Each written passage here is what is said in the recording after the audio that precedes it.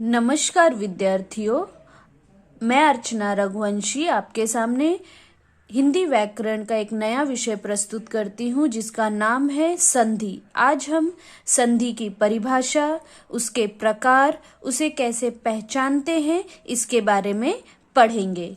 तो आइए पहले देखते हैं संधि की परिभाषा। संधि शब्द का अर्थ है मेल। मेल मतलब मिलना, यानी दो अक्षरों को जब जो पास में होते हैं, जो वर्ण होते हैं, उनको जब मिलाया जाता है तो जो विकार उत्पन्न होते हैं, क्या जो विकार उत्पन्न होते हैं यानी परिवर्तन, जो परिवर्तन होता है दो वर्णों के मेल से, वह संधि कहलाता है। जैसे समधन तोष संतोष, देवधन इंद्र देवेंद्र, भानुधन उदय भानुदय। ठीक है, तो संधि जो है आपको पेपर में पहचानने और उसका विग्रह यानी जो प्रकार है वो और उसका जो विग्रह है उसे लिखने के लिए आएगा। तो अब हम संधि के प्रकार कौन से हैं, भेद कौन से हैं, वो जानते हैं। संधि के भेद, पहला है स्वर संधि, दूसरा है व्यंजन संधि और तीसरा है विसर्ग संधि। तो पहला स्वर संधि के बारे में हम जानेंगे। स्वर यानी वॉवेल्स, दो स्वरों के मेल से होने वाले विकार को स्वर संधि कहते हैं। अर्थात जो दो स्वर हैं उनमें जब वो पास में आते हैं, जब वो मिलते हैं तो जो परिवर्तन होता है उन्हें स्वर संधि कहते हैं। उदाहरण के लिए यहाँ पे दिया है विद्या धन आलय बराबर विद्यालय। अब यहाँ पे देखो विद्या, यहाँ पे कौन सा आ की मात्रा है और यहाँ भी आ की मात्रा है, इसीलिए जब ये दोनों स्वर एक साथ आए तो दोनों में मिलकर जो एक नया शब्द बना है विद्यालय। विद्या और आलय दोनों को मिलाकर एक नया शब्द बना विद्यालय, इसीलिए यहाँ पर स्वर संधि है, क्योंकि यहाँ पे आ की मात्रा है और यहाँ पर भी आ की मात्रा है। तो आइए हम देखते हैं कि स्वर संधि के अंतर्गत और कितने उसके उपभेद है। पहला है दीर्घ संधि, दूसरा गुण संधि, तीसरा वृद्धि संधि, चौथा यण संधि और पांचवा अयादि संधि। अब ये पांचों के बारे में हम एक एक करके जानकारी हासिल करेंगे और इसे कैसे पहचानते हैं ये भी हम देखेंगे। आप ध्यान से देखिएगा, इसमें जो नियम बताए गए हैं, और वीडियो को अंत तक देखना, क्योंकि अंत में मैं कुछ ट्रिक बताऊंगी जिससे आप संधि को अच्छी तरह से पहचान पाओगे और याद रख पाओगे। ठीक है, तो पहला है दीर्घ संधि। दीर्घ का मतलब क्या होता है, बड़ा, और हम स्वर संधि के अंतर्गत दीर्घ संधि पढ़ रहे हैं। तो हर्ष यानी छोटा या बड़ा, हर्ष या दीर्घ अ ई और उ के बाद। ओके, कौन कौन सा, अ ई और उ के बाद यदि वापस से हर्ष या दीर्घ अ ई उ आए तो दोनों मिलाकर दीर्घ आ ई उ हो जाता है। यानी अ छोटा ई और छोटा उ, इसके बाद अ आए, आ आए, छोटा ई छोटा उ या बड़ा ई बड़ा उ आए तो दोनों को मिलाकर क्या बनता है, बड़ी की मात्रा बनती है। इनके साथ ध्यान में रखना कौन सी तीन मात्राएं, अ की मात्रा, छोटी ई की मात्रा और छोटा उ की मात्रा। इनके साथ चाहे छोटा स्वर या फिर बड़ा स्वर, दोनों में से कौन सा भी आएगा तो वो किस में परिवर्तित हो जाएगा, बड़े में, बड़ी मात्रा में परिवर्तित हो जाएगा। ठीक है, ये ध्यान देना। जैसे यहाँ पे दिया है देखो अ धन आ, यहाँ पे छोटी मात्रा है यानी अ की मात्रा है और यहाँ पे आ यानी दीर्घ बड़ी की मात्रा है, आ की मात्रा है, दोनों को मिलाया आ बन गया।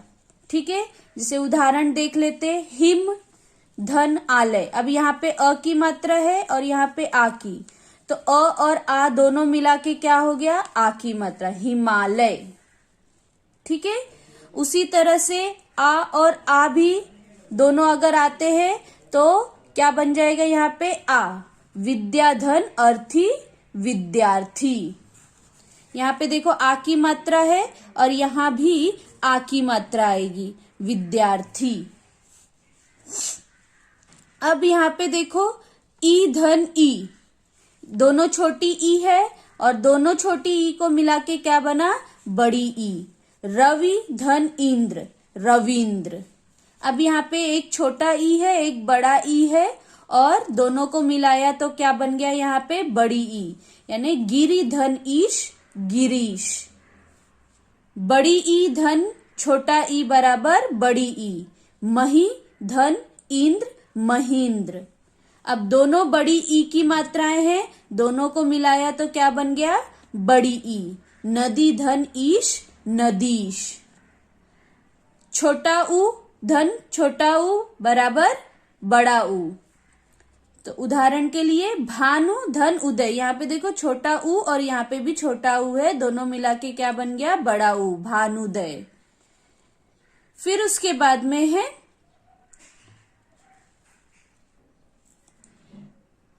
छोटा ऊ धन बड़ा ऊ बराबर बड़ा ऊ।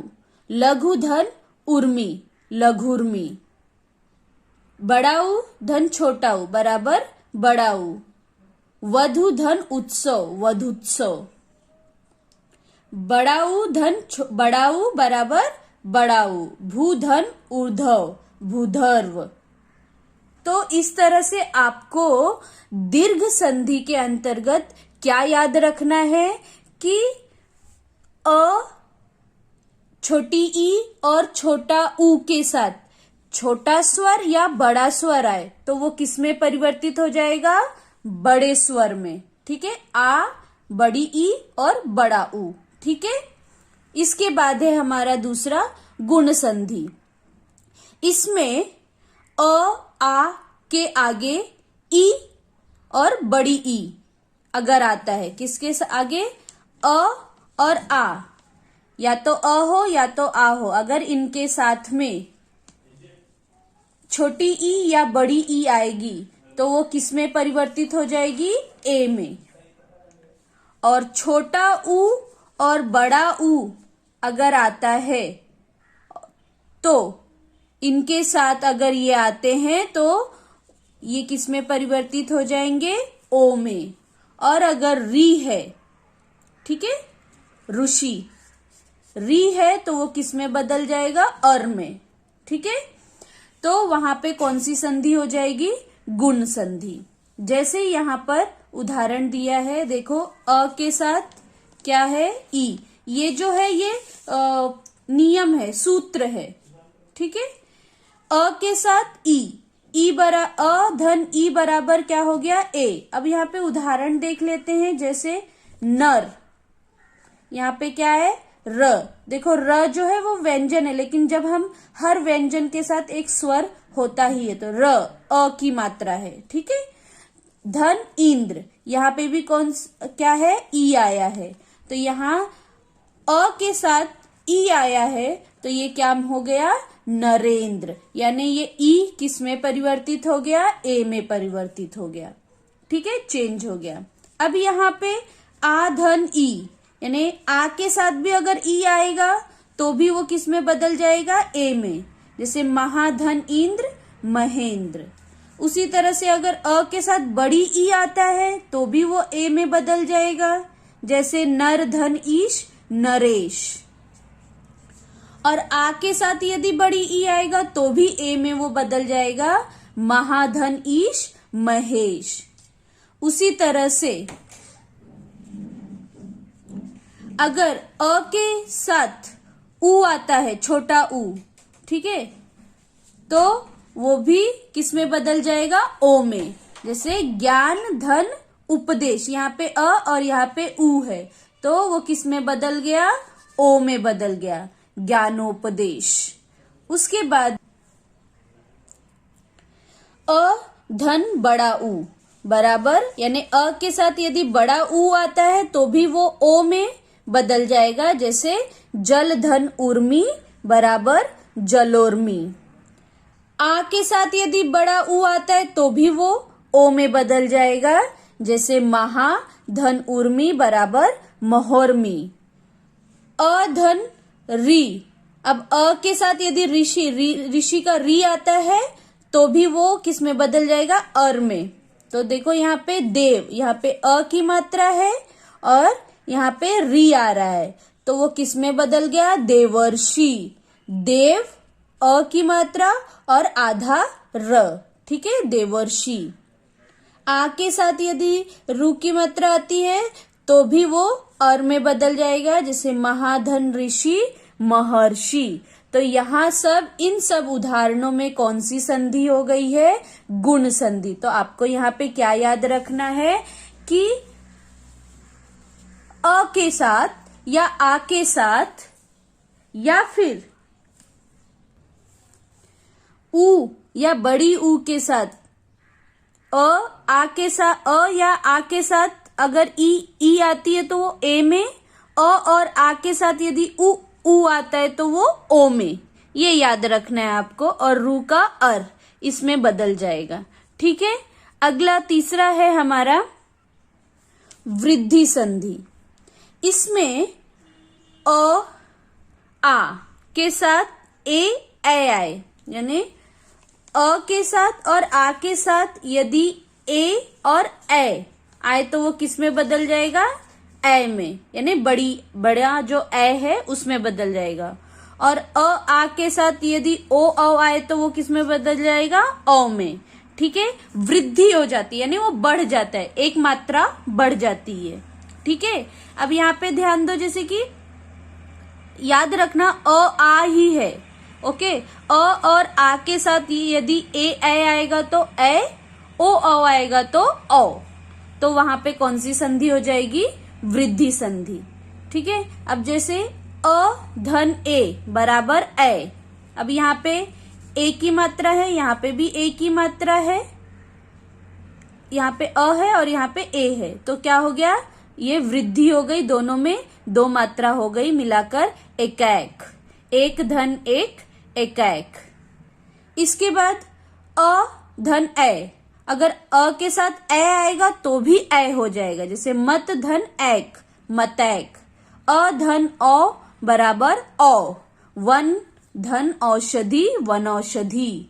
आ धन ओ तो भी क्या हो जाएगा, औ, जैसे महाधन औषधि महौषधि, ठीक है। तो यहाँ पे क्या हो रहा है, वृद्धि हो रही है, तो ये कौन सी संधि हो जाएगी, वृद्धि संधि। इसके बाद है यण संधि।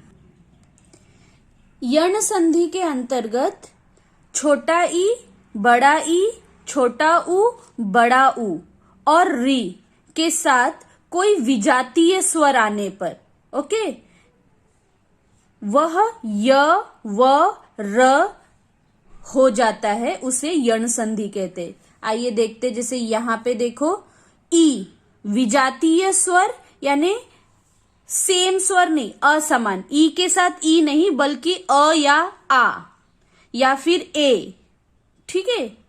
तो इस तरह के अगर स्वर आते हैं, सेम नहीं, हाँ, विजातीय का मतलब होता है असमान, अलग, और सजातीय का मतलब होता है समान, उसके जैसा।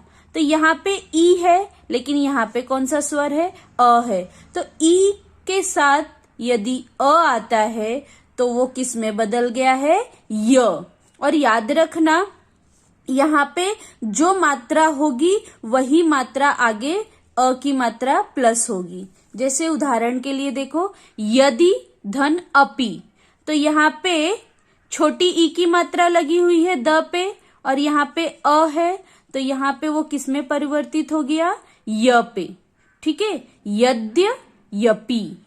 उसी तरह से छोटे ई के साथ यदि आ आता है तो भी क्या हो जाएगा, य हो जाएगा, जैसे इति धन आदि, तो इत्यादि।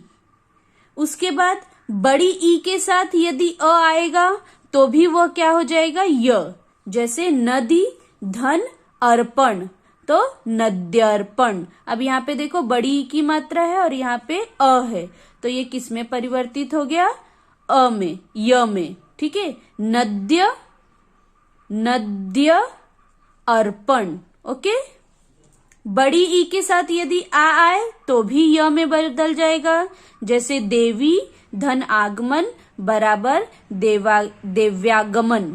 ठीक है, छोटा उ धन अ तो वो किस में बदल जाएगा, व में। देखो यहाँ पे अगर ई की मात्रा है, ओके, छोटा ई या बड़ा ई, तो वो य में, और अगर उ है तो वो व में, और अगर री है तो वो र में। ठीक है, इसीलिए मैंने यहाँ पे 3 लिखा है ना, य व र। तो ई अगर है, ई के साथ आ अगर आ रहा है तो वो य में, और उ के साथ यदि आ ए आ रहा है तो वो व में, और रू का र में बदल जाएगा। ठीक है, जैसे यहाँ पे देखो उ धन आ तो व, तो यहाँ पे सु लिखा है, सु पे छोटी उ की मात्रा है और आगत, यानी यहाँ पे छोटी उ और आ, तो ये आ किस में बदल गया, व में। तो स्वागत, सु धन आगत स्वागत। फिर उ धन ए बराबर व, अनुधन ऐषण अन्वेषण। रु धन अ बराबर र, पृत धन आज्ञा प्रीताज्ञा। तो इस तरह से यहाँ पे इन सब उदाहरणों में कौन सी संधि है, यण संधि। थोड़ा सा आपको बहुत ध्यान देना पड़ेगा और थोड़ा पढ़ना। पांचवा है अयादी संधि। यहाँ पर ए ओ औ से परे किसी भी स्वर के होने से वह आए औ आओ हो जाता है, यानी ए और ए है तो ए हो जाएगा, ओ औ है तो क्या हो जाएगा, औ हो जाएगा। ठीक है, तो यहां पर कौन सी संधि हो जाएगी, अयादी संधि। जैसे यहाँ पे सूत्र देख लेते हैं, ए के साथ अ है, ठीक है, तो ये क्या हो गया ए, और यहाँ मात्रा भी कौन सी लगेगी, अ की। जैसे ने, ए की मात्रा धन अन, तो ये अ किस में बदल गया, य में बदल गया। न, यहाँ पे अ है, यानी यहाँ पे ये जो ए है वो अ की मात्रा में बदल गया, और ये य, और जो लास्ट है उसमें भी क्या लगेगा, अ की मात्रा। ठीक है, जो यहाँ पे रहेगा वही मात्रा लास्ट में लगेगा।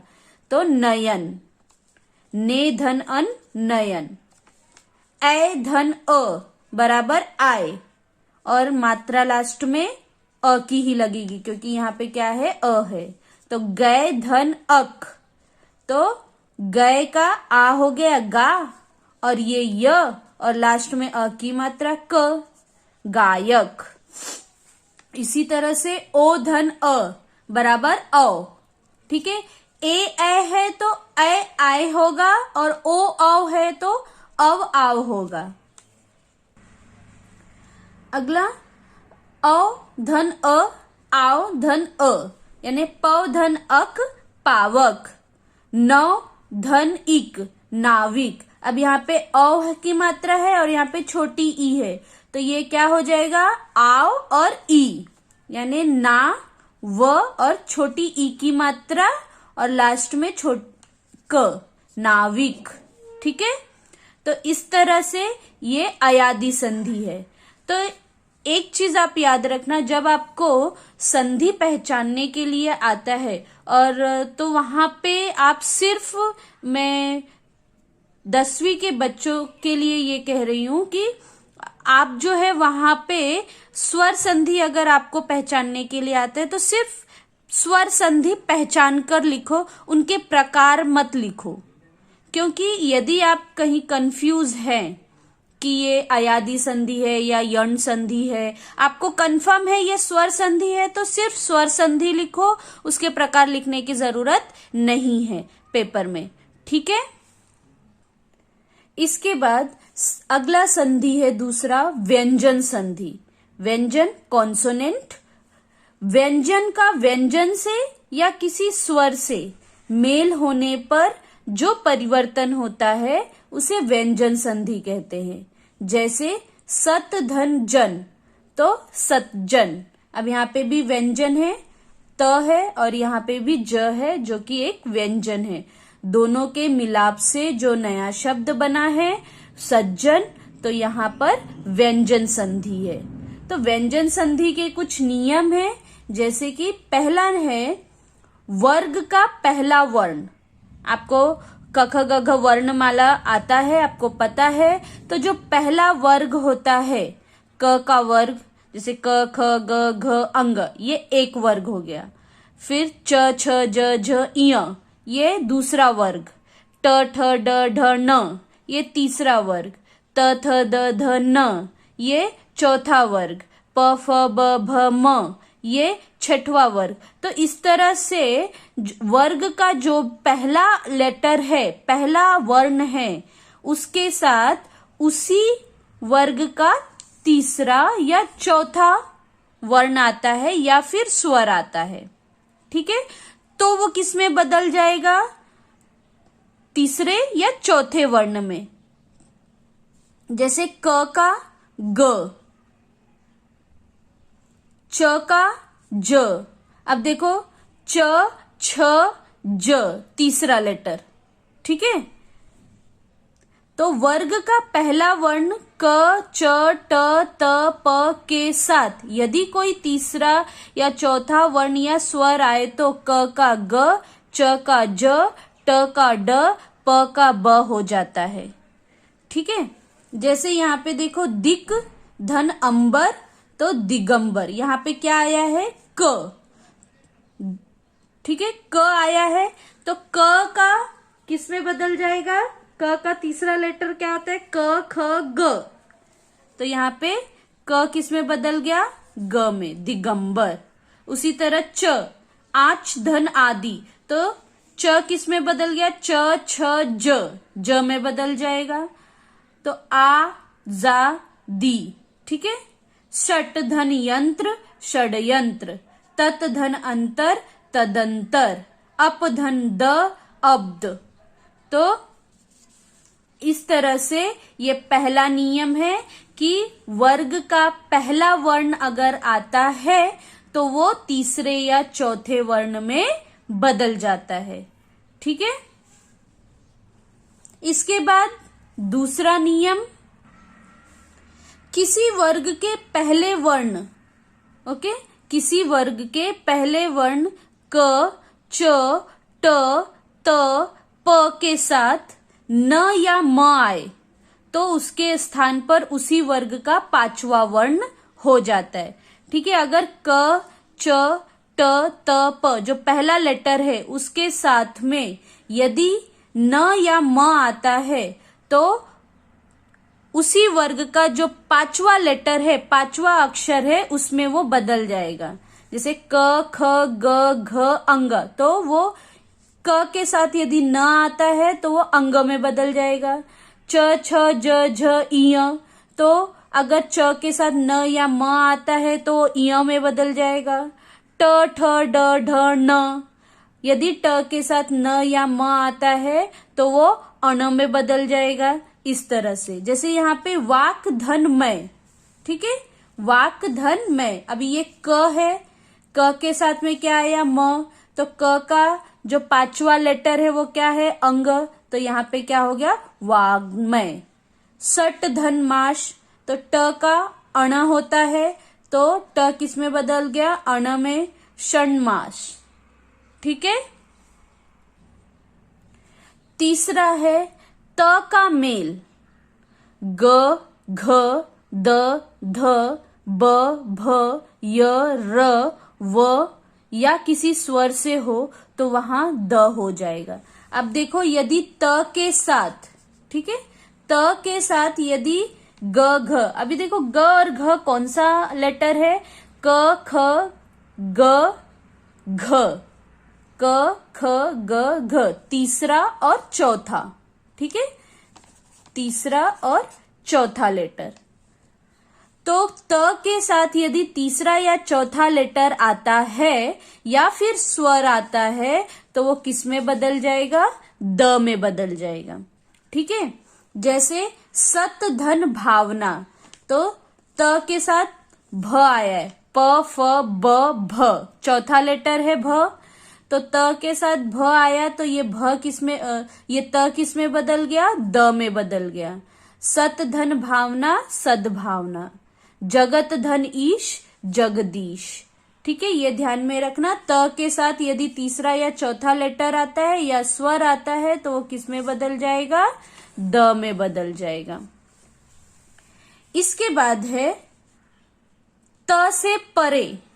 ओके, त से परे च और ज होने पर झ, ज और ट होने पर ठ, ट और ड होने पर ढ, और ड और ल होने पर ल हो जाता है। जैसे उत धन चारण उच्चारण, सत धन जन सज्जन। इसके बाद है पांचवा, त के साथ यदि श हो तो त को च और श को छ।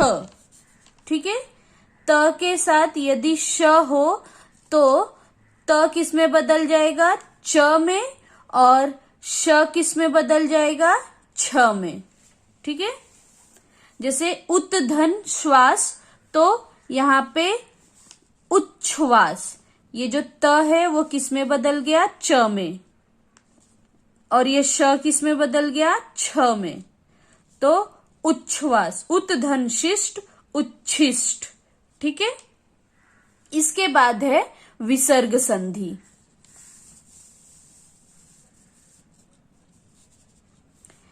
विसर्ग संधि बहुत ही आसान है पहचानने के लिए। इसका चिन्ह है जैसे विसर्ग का ये दो डॉट जो होता है इसे विसर्ग का चिन्ह कहा जाता है, सिंबल। तो विसर्ग के बाद जब स्वर या व्यंजन आ जाए तब जो परिवर्तन होता है उसे विसर्ग संधि कहते हैं। जैसे निह, अब ये यह विसर्ग आ गया है, उसके बाद एक स्वर आया है तो यहाँ पे क्या हो गया, निह धन अक्षर निरक्षर, निश धन पाप निष्पाप। तो यहाँ पर विसर्ग संधि होगा। जहां आपने विसर्ग का चिन्ह देखा वहां पर विसर्ग संधि होगा। अब मैं आपको तीनों संधि को आसानी से पहचानने के लिए कुछ ट्रिक बताती हूं जो बहुत ही ध्यान से देखना और पढ़ना और सुनना, तो आपको एग्जाम में कोई भी प्रॉब्लम नहीं होगा। देखो यहाँ पे पहला हमारा कौन सा संधि था, स्वर संधि। तो स्वर संधि में पहला क्या था, दीर्घ संधि। तो दीर्घ संधि में क्या ध्यान रखना है आपको, बड़ी की मात्रा। मैंने आपको बताया था ना, अ या छोटी ई या छोटा उ, इनके साथ कोई भी मात्रा आए, अ आए, आ आए या फिर ई आए, तो वो किस में बदल जाएगा, बड़ी आ में या बड़ी ई में या बड़ा ऊ में। ठीक है, तो दीर्घ संधि आपको सिर्फ याद रखना है बड़ी मात्रा। गुण संधि वहां पे एक मात्रा, इस तरह का। अगर इस तरह ऊपर एक मात्रा है तो वहां पे कौन सी संधि होगी, गुण संधि। वृद्धि संधि, वृद्धि में दो मात्रा, यहां गुण में एक हो गया तो वृद्धि में दो मात्रा, इस तरह से, तो वहां पे वृद्धि संधि होगा। तीसरा यण संधि। यण संधि में क्या है, य व र के पहले आधा शब्द आता है। ठीक है, और अयादि संधि में ए ओ की मात्रा नहीं होती है, यानी ये और ये दोनों मात्राएं नहीं होती है, और अक्षर कौन से होते हैं, ज्यादातर तीन, अधिकतम तीन अक्षर वाले शब्द होते हैं। ठीक है, तो यहाँ पे ये 5 आपको जो स्वर संधि दिया है उसकी पहचान इस तरह से आपको याद रखना है। दीर्घ संधि बड़ी मात्रा, गुण संधि एक मात्रा, वृद्धि संधि दो मात्राएं, यण संधि में य व र के पहले आधा शब्द, और अयादि में ए ओ और औ, ये मात्राएं जो है वो नहीं होती है। ठीक है, तो इस तरह से आपको स्वर संधि याद रखना है। और मैंने पहले भी शुरू में बोला कि जब आप पेपर में संधि के प्रकार लिखोगे, जैसे संधि विग्रह कर दिया या पहचान लिया, तो उसके जब आप नाम लिखोगे तो आप सिर्फ स्वर संधि लिखो। दीर्घ गुण वृद्धि यण लिखने की आपको आवश्यकता नहीं है। बोर्ड के पेपर में आपको सिर्फ क्या लिखना है, स्वर संधि। ठीक है। उसके बाद है व्यंजन संधि। तो इसकी पहचान कैसे हमको करनी है, क्या ट्रिक है, जैसे अनुस्वार, अगर अनुस्वार है तो वो म में बदल जाएगा। जैसे संक्षेप, तो ये स जो है यहाँ पे अनुस्वार है, ये अनुस्वार किस में बदल गया, म में। सम धन छेप, संक्षेप। ठीक है। और याद रखना है आपको क्या, न, द, च, ल और आधा ज। ठीक है। आधा न, आधा द, आधा च, आधा ल, आधा ज यदि है तो ये किस में बदल जाएगा, त में बदल जाएगा। ठीक है। जैसे उन्नति, तो यहाँ पे आधा न है तो ये आधा न किस में बदल गया, त में। उन्नति का उत धन नति। ठीक है। तो यहाँ पे हो जाएगा उन्नति। ग का क में बदल जाएगा, ड ट में बदल जाएगा, ज च में बदल जाएगा, श ईश में बदल जाएगा। जैसे यहाँ पे देवेश, देवधन ईश। च जो है उसके साथ आधा च और छ को जोड़ना या हटाना, जैसे स्वच्छंद, तो स्व और ये आधा च यहाँ पे आया तो इसको हटा दिया तो क्या हो गया, छंद। स्व धन छंद, स्वच्छंद। उसी तरह से षटकोण वाला श और क आएगा या सपेरे वाला स और क आएगा तो ये दोनों स जो है वो हट जाएगा। जैसे परिष्कृत, तो परि धन कृति, तो क्या हो जाएगा, परिष्कृति। और यदि षट आता है तो षट का स्थ हो जाएगा, आधा स और थ। जैसे अनुष्ठान, तो यहाँ पे आधा श आया है तो इसकी जगह पे आधा श और ठ है तो इसकी जगह पे क्या हो जाएगा, सपेरे वाला स और थ, तो अनुधन स्थान। उसी तरह से षटकोण वाला स किस में बदल जाएगा, सपेरे वाले स में। विषम धन, विषम बराबर वि धन शम। तो ये आपको याद रखना है। आपको क्या याद रखना है, ये ट्रिक जो मैं बता रही हूं वो आपको याद रखना है।